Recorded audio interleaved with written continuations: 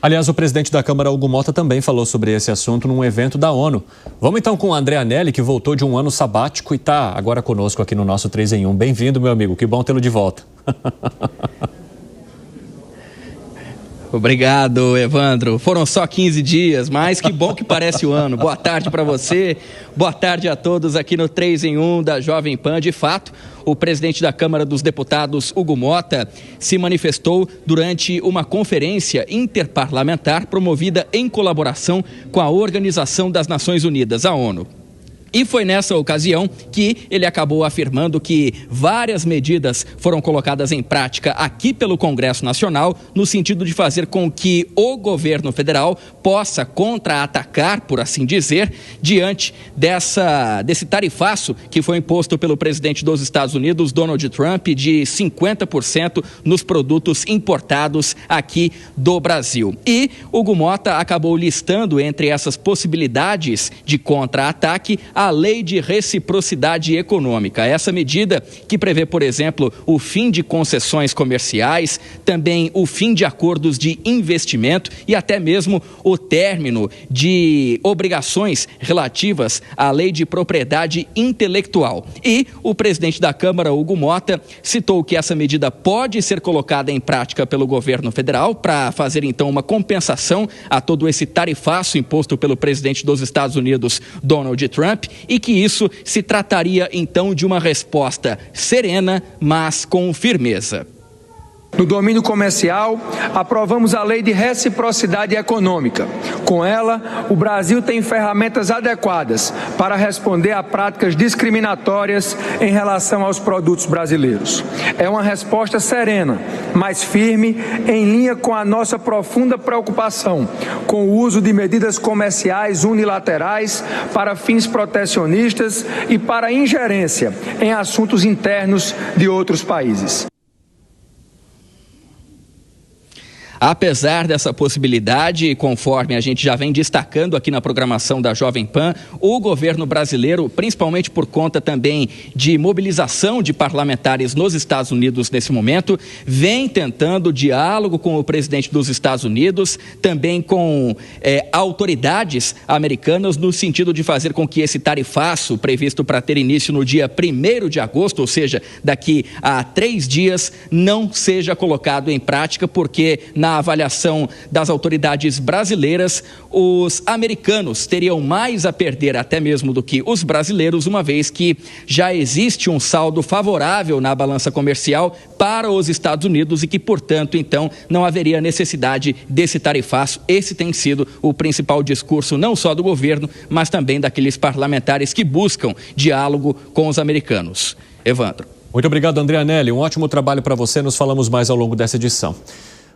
Alan Gani, o presidente da Câmara está falando sobre a lei da reciprocidade. Houve um trabalho aqui do Legislativo para garantir que o governo tivesse essa ferramenta em mãos quando começou a perceber que os Estados Unidos poderiam levar a uma batalha tarifária envolvendo também o nosso país.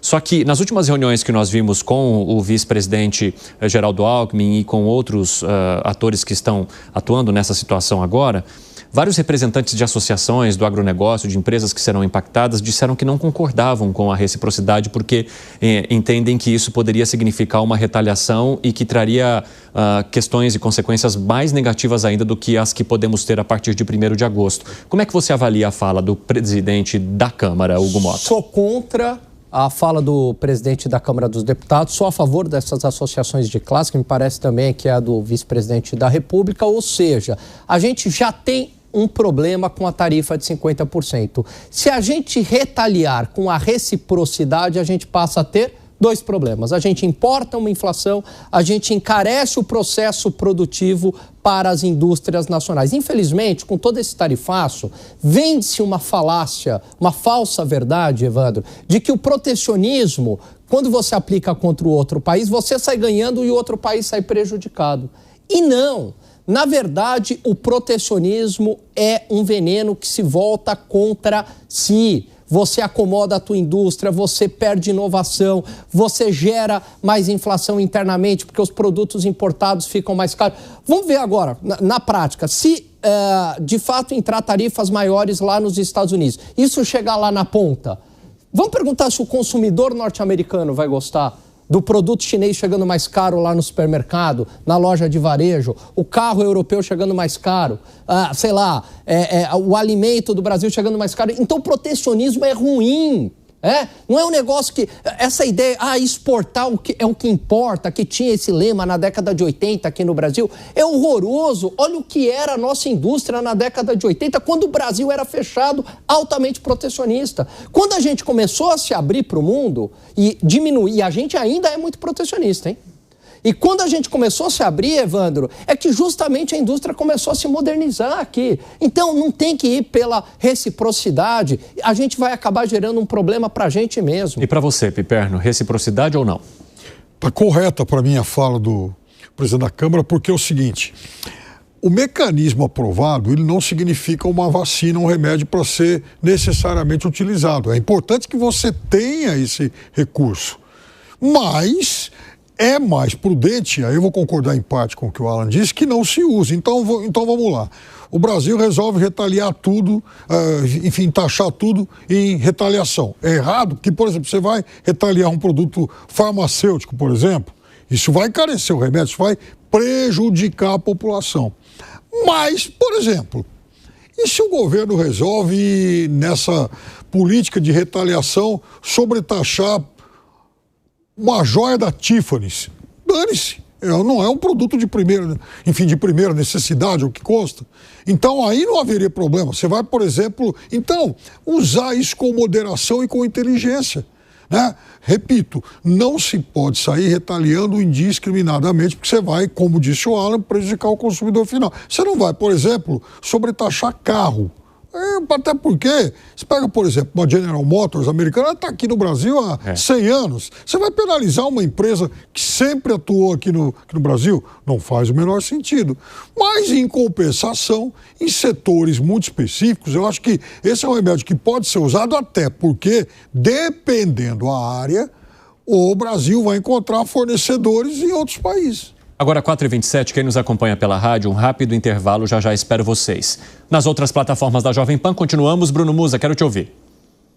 Bom, vamos lá. Eu também discordo totalmente do que disse o Hugo Mota, pelo simples fato que, quando ele diz que a resposta é serena, mas firme, eu acho que eu volto no pragmatismo. Não adianta nada termos serenidade e não conhecermos o inimigo. Eu acredito que todo mundo aqui já teve a oportunidade de ler A Arte da Guerra, e um dos grandes ensinamentos milenares é você precisar conhecer quem está do outro lado. E o que adianta você ser sereno nesse ponto, mas as consequências são muito piores para a gente. Repito, discordamos do remédio, mas as consequências são muito piores para o nosso lado. Portanto, essa serenidade não vai trazer nenhum tipo de benefício. Vale muito mais a diplomacia, que passa por uma mudança de estratégia como um todo. Esse ponto que o Alan falou é importante mencionar, esmiuçar um pouco mais, porque talvez não seja muito do dia a dia de todo mundo. Quando você entra num protecionismo, que ele é deletério para todas as partes, tem alguns pontos principais aqui. O primeiro é que ele desincentiva a inovação e a tecnologia. Para que é que você vai investir em inovação e tecnologia se você tem alguém te protegendo, mesmo você sendo ineficiente? E pior de tudo, quem te incentiva a manter ineficiente? Quem te dá dinheiro, subsídios, protecionismo. E quem é o dono desse dinheiro? O pagador de imposto. Significa que se nós sairmos às ruas e explicar para cada uma das pessoas que o dinheiro deles está sendo destinado para proteger alguns poucos privilegiados de uma determinada indústria A ou B, aposto que todos serão contrários a isso e dirão: ora, deixa o dinheiro na minha mão que eu faço o melhor uso do meu dinheiro que eu já gerei. E não que poucos centralizem para que o que eles consideram privilegiados ou, digamos, estratégicos como um todo. Portanto, há uma socialização do prejuízo através do dinheiro de todo. E só para complementar, que quando a gente fala, por exemplo, o Piperno mencionou da joia da Tiffany e disse: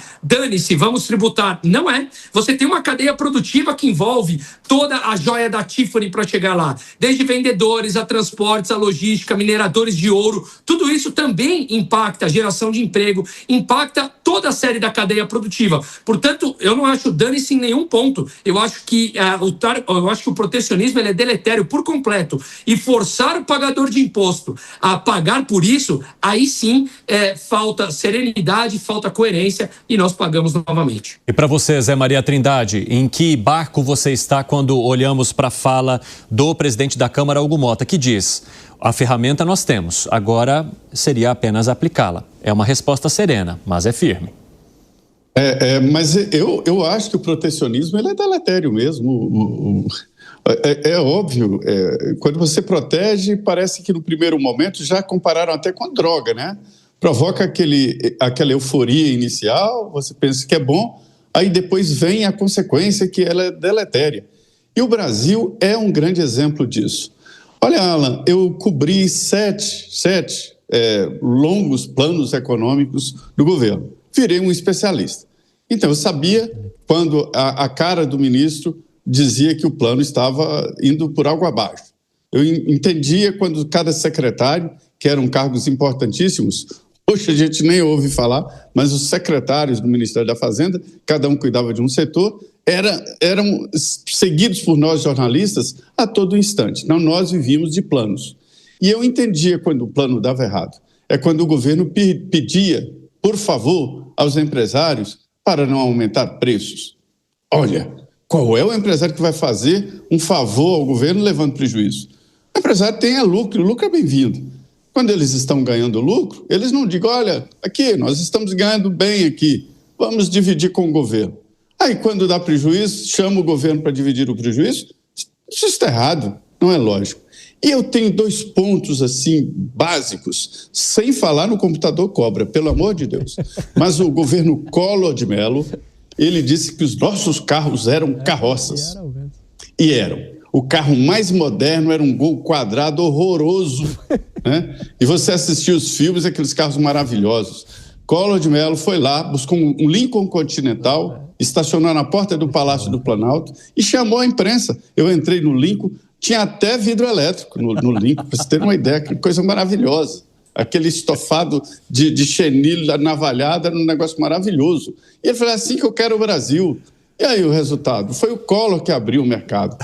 E aí, no plano real, quando a chamada área branca, né, que geladeiras, máquinas e tal, começou a aumentar o preço, abriu o mercado, chegou geladeira nova aqui, bonitinha, mais barata. A indústria tem que se adaptar.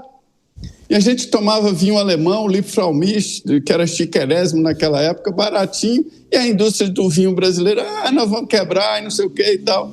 Não quebraram, estão aí, vinhos maravilhosos, nossos espumantes são melhores até que alguns franceses e tal. Então, assim, o Alan tem razão, abrir o mercado, importar, importa também cultura, importa tecnologia. Alguns setores perecem.